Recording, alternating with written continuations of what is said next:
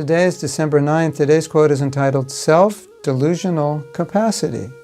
In other words, we have the capacity to delude ourselves. People live a lie in order to avoid acknowledging the real truth of material existence. But the greater lie is the belief that they can avoid the truth in the first place. People seem to have an unlimited capacity for self-delusion.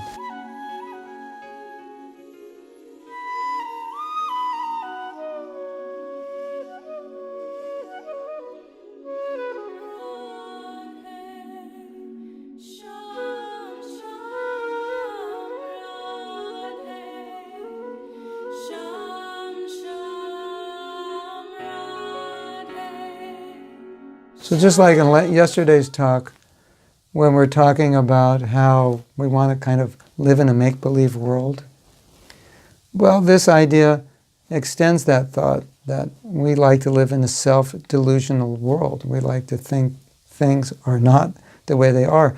My daughter's studying psychology, and she said the way we're marketed to is not with facts and figures. We focus on how it looks, how it makes us feel. If a celebrity markets a product, we don't consider the facts and figures, the value, the functionality, as much as just the beauty of the celebrity, the color of the product, how we feel. It's called peripherals, which is just all the externals to it. So we have this capacity for self-delusion. We tell ourselves things about ourselves that are not true.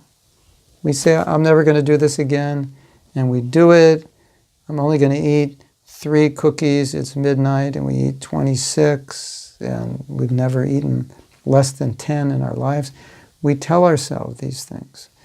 We have a capacity for self-delusion. And if we want to be Krishna conscious, one of the best things we can do is just face our reality, who we are, where we're at, and so we can work on it. That's all we want to do, is just be real about our own anarthas. We want to be real about our obstacles. We don't want to pretend that we don't have them. We don't want to pretend that they're not as bad as they are. We just want to be real. We don't want to...